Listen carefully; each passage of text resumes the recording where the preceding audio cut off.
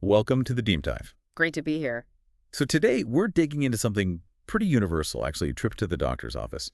Maybe you feel a bit like Greg, our example case today, headaches, feeling dizzy, nauseous. Seems common enough. Yeah, seems simple on the surface. Yeah.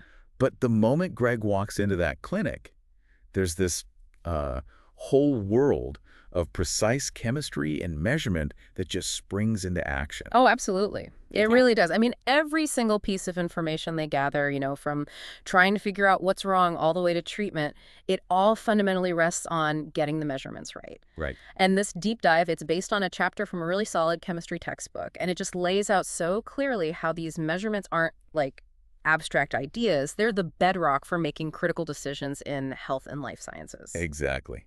And our goal here for you, our listener, is to sort of pull back the curtain on that. We want you to see how these seemingly basic concepts, like units or getting a handle on precision with significant figures, even density, they aren't just textbook theory. Yeah, not at all. They're essential, really practical tools for diagnosis, for treatment, for actually understanding what's going on inside our bodies.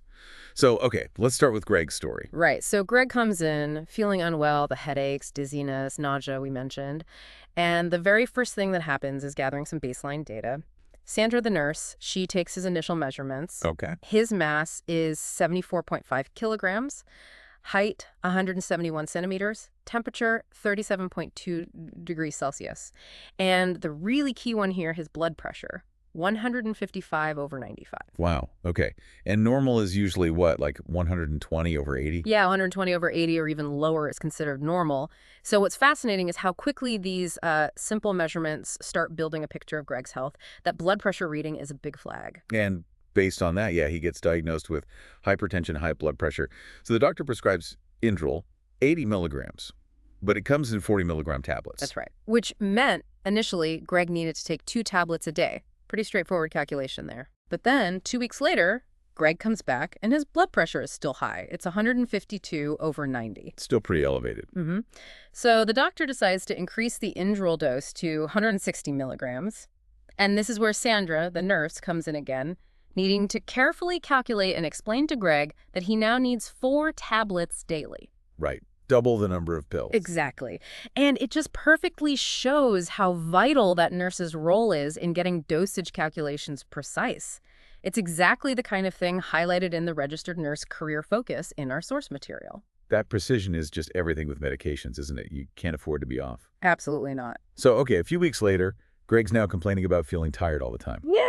Which leads to another step. Another measurement, yeah. A blood test specifically looking at his iron levels. And what did that show? Well, the results added another piece to the puzzle. Greg's blood serum iron was only 42 micrograms per deciliter. Okay, and what's normal? For men, the normal range is roughly 80 to 160 micrograms per deciliter. So 42 is quite low. Definitely low. Yeah.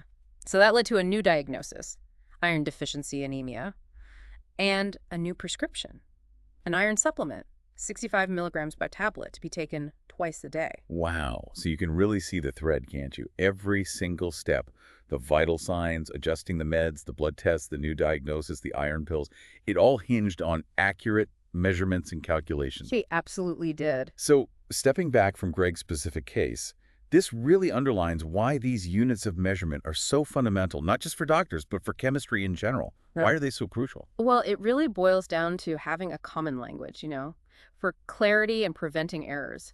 Scientists, healthcare professionals all over the world, they rely on the metric system and the International System of Units, or SI. Right, SI units. Yeah, and that standardization is just critical. I mean, can you imagine the confusion if a doctor prescribed meds in, say, ounces here, but the pharmacist somewhere else only worked in grams? Total chaos. Exactly. So Greg's mass was 74.5 kilograms.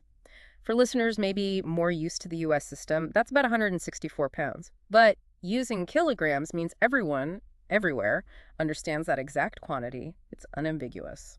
And that consistency carries through to all sorts of measurements we use in chemistry and health. Maybe we can walk through some of the key ones. Good idea. Let's start with volume. The standard metric unit is the liter, L.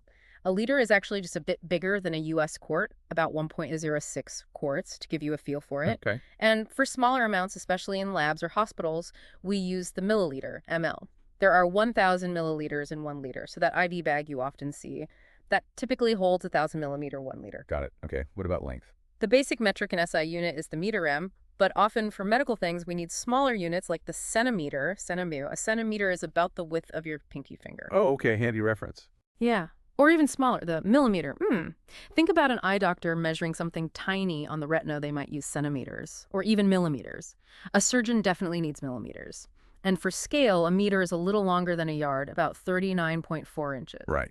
Then there's mass. The SI unit is the kilogram, kg. That's what we usually use for body mass, like Greg's 74.5 kilograms. Yeah.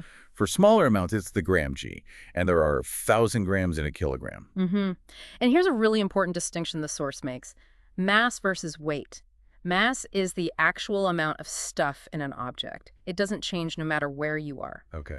Weight, on the other hand, is the force of gravity pulling on that mass. So the textbook uses this great astronaut example. An astronaut has a mass of, say, 75 kilograms on Earth. Their mass is still 75 kilograms on the moon. Right. The amount of them hasn't changed. Exactly. But their weight is much less on the moon because the moon's gravity is weaker. That's why scientists focus on mass. It's the fundamental quantity. That makes sense. Okay, what about temperature? So the metric system uses Celsius, degrees C. Water freezes at 0 degrees Celsius, boils at 100. Pretty straightforward. Unlike Fahrenheit, where it's 32 and 212, always have to think about that one. Right. And the SI system also has Kelvin K, which is really important in physics and chemistry because it starts at absolute zero, but Celsius is more common in everyday and medical contexts. And lastly, time. That's pretty universal, right? Yeah. The second, S, is the standard unit in both metric and SI, and it's defined incredibly precisely now using atomic clocks. Okay, so putting it all together, these standardized units, meter, liter, kilogram, second, Celsius, they form this universal language. Exactly. It cuts across all scientific fields, all medical fields. It allows for clear communication, helps prevent really dangerous mistakes, and makes global collaboration possible. It's foundational. Now, here's something interesting. Once you have these measurements, the numbers themselves carry information about how precise they are. This gets us into measured numbers and significant figures. That's right. It's a key concept.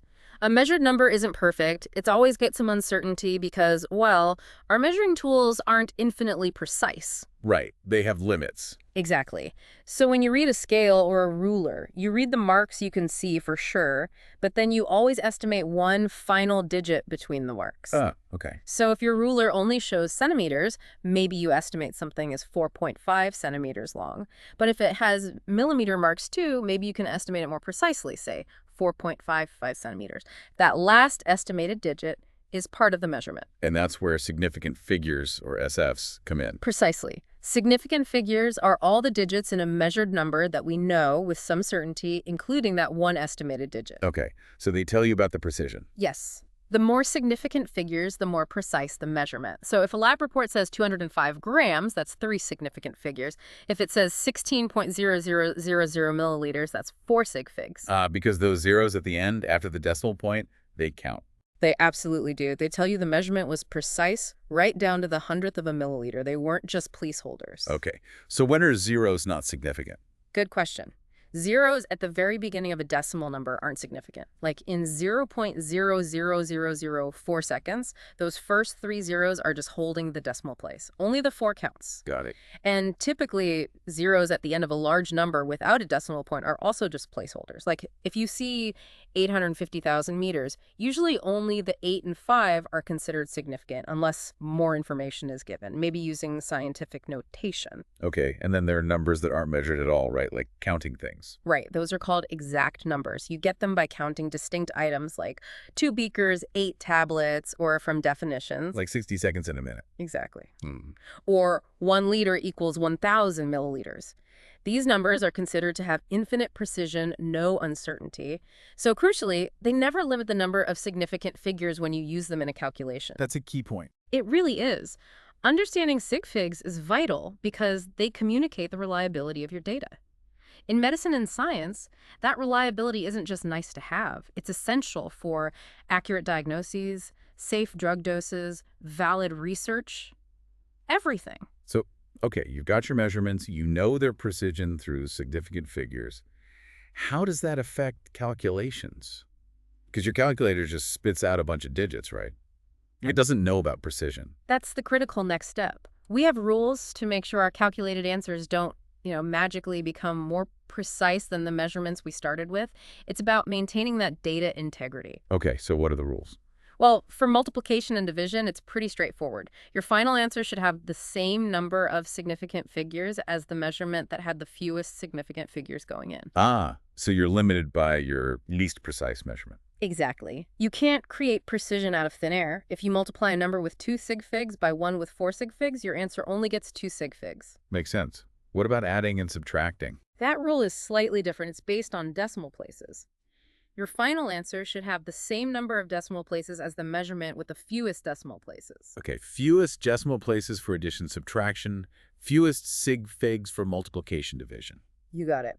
So if you add 2.045 grams to 34.1 grams, your answer should only go to one decimal place because 34.1 only has one. So you'd round the result to 36.1 grams. And sometimes you might even need to add a zero. Yes. If your calculator gives you, say, 12 after subtracting 2.5 grams from 14.5 grams, you need to write 12.0 grams to show you're precise to that first decimal place, matching the input numbers. Right. And again, this isn't just like academic bookkeeping. These rules are crucial in practice. Absolutely critical. Think about calculating a drug dose based on weight or interpreting lab results that might be close to a threshold. Getting the precision right, reflecting it correctly in the answer, that's paramount for safety and accuracy in healthcare. Yeah, absolutely. Now, one thing that makes the metric system so neat is the use of prefixes. They help scale units up and down easily. Yeah. Oh, definitely. It's incredibly elegant and efficient. Prefixes are based on factors of 10, so you have common ones like milli, which means 1,000th, 0.001. A milligram is 1,000th of a gram. Right. Then there's micro, which is even smaller, 1,000,000th, 0.000001. And in medicine, you'll often see mcg for microgram. Why MC? Just to avoid any possible confusion between mg, milligram, and a poorly written, the Greek symbol for micro. Yeah. It's a safety thing. mcg is unambiguous. Oh, clever. Then you have centi, meaning 100th, 0.01, like in centimeter, and kilo, meaning 1,000, like kilogram. And we see these all the time, like on nutrition labels. Milligrams of calcium, micrograms of vitamin B12. Exactly. They let us talk about really big or really tiny amounts without writing tons of zeros. So how do we actually use these and switch between, say, milligrams and grams or meters and kilometers? That's where equalities and conversion factors come in. An equality just states that two different units measure the exact same quantity, like 1 meter equals 100 centimeters, or 1 liter equals 1,000 milliliters. Okay, they're equivalent. Right, and a really useful one, especially in lab settings, is that 1 cubic centimeter, that centimeter cubed, CMK is exactly the same volume as 1 milliliter. Oh, interesting. 1 centimeter row equals 1 ml. Yep. So from these equalities, we can create conversion factors. These are just fractions made from the equality. For example, from 1 hour equals 60 minutes, you can write two conversion factors, 60 minute, 1 hour, or 1 hour, 60 minutes. I get like a ratio. Exactly. And the magic happens when you use them in calculations. You set up the problem so that the units you start with cancel out, leaving you with the units you want. It's called unit cancellation. Like solving a puzzle by making the units fit. Precisely. And it's not just for standard metric conversions. Things like percentages can be conversion factors too. If someone has 18% body fat, that's like saying 18 kilogram fat per 100 kilogram body mass. Or drug dosages, like the source mentions, 250 milligrams of Keflex per 1 capsule. That's a direct conversion factor. Absolutely. And this is where it all comes together in real-world scenarios, especially healthcare. Think back to Greg. His mass was 74.5 kilograms. If someone needed that in pounds, you'd use the conversion factor, like 2.205 pound 1 kilogram, to calculate the 164 pounds. Right. Or consider a different example. A doctor prescribes 150 milligrams of Synthroid, but the pharmacy only has 75 microgram tablets. Yeah, different units. Right. So the nurse or pharmacist has to use conversion factors. They know 1 milligram equals 1,000 micrograms. They set it up to convert 0.150 milligrams to centi, find it's 150 milligrams, and then figure out that's exactly 2 of the 75 milligram tablets. Wow. So those conversions are happening all the time, ensuring the right dose. Constantly. It's a fundamental skill, using equalities and conversion factors accurately. Okay, so we've covered measuring things, converting units, dealing with precision. What about the properties of the substances themselves? It takes us to density. Right. Density is a really fundamental physical property. It's basically a measure of how tightly packed the stuff, the mass, is in a given amount of space or volume. So mass divided by volume. Exactly. Mass volume. We Oh. usually express it in grams per milliliter, GML, or grams per cubic centimeter, GCM for liquids and solids, and maybe grams per liter, GL for gases, since they're much less dense. And every substance has its own characteristic density. Pretty much, yeah, under specific conditions like temperature. It helps us identify substances and predict behavior, like will it sink or float in water? Water's density is about 1.00 GML. So things less dense float, things denser sink. That's the idea. Cork, with a density around 0.26 GML, floats easily. Lead, way down at 11.3 GML, sinks like, well, a lead weight. We see examples everywhere, like aluminum is 2.70 GML, but mercury, that liquid metal, is super dense at 13.6 GML. And because density connects mass and volume, density, mass, volume, we can actually use density itself as a conversion factor. How does that work? Well, if you know the volume of something, say a blood sample, and you know the density of blood, it's around 1.06 GML, you can use that density, 1.06 G1 ml, to calculate the mass of that blood sample. Or vice versa, find the volume if you know the mass. Ah, okay, so it lets you switch between mass and volume for a specific substance. Exactly. It's another tool in the conversion toolbox. Now, related to density is this term specific gravity. How does that fit in, and why is it clinically useful? Specific gravity is basically a comparison. It's the density of a substance divided by the density of water, which is 1.0000 GML at 4 degrees C. So density of sample density of water. Right. And since the density of water is 1.000 GML, the specific gravity value ends up being numerically the same as the density in GML, but without any units. It's just a ratio. Okay, a unitless comparison to water. Yes. And it turns out to be really useful in clinical settings because it gives quick insights into concentration and composition. Like with bone density, although that's usually just called density, isn't it? Yeah, bone density is technically mass per unit volume of bone tissue, but it's a critical health measure. It reflects the mineral content, calcium, magnesium, phosphate that gives bones their strength. And low bone density means weaker bones, higher risk of fractures, osteoporosis. Exactly. As people age, bone breakdown can start to outpace bone building. Doctors measure it using low-dose X-rays, often on the hip and spine.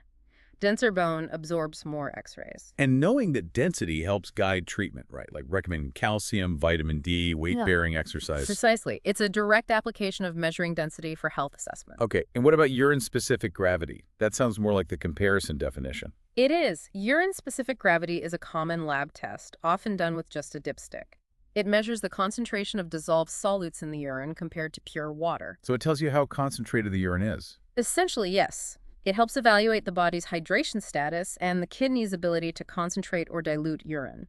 The normal range is typically somewhere between 1.003 and 1.030. And what do deviations mean? Well, a low specific gravity urine that's very dilute, close to water, might suggest things like drinking excessive water, certain types of diabetes where the kidneys can't conserve water, or kidney disease. A high specific gravity, meaning very concentrated urine, could indicate dehydration, maybe an infection, possibly liver disease, or other conditions causing lots of substances to be excreted. So it's a quick, simple test that gives doctors important clues about hydration and kidney function. Exactly. A great example of how measuring a physical property like specific gravity provides direct clinical insights. So wrapping this all up then, it's really striking how these fundamental chemistry concepts, units, precision, sig figs, conversions, density, are not just academic. They are the absolute nuts and bolts of modern healthcare. What looks like a simple measurement at the doctor's office is actually underpinned by all this chemical understanding, ensuring accuracy and safety.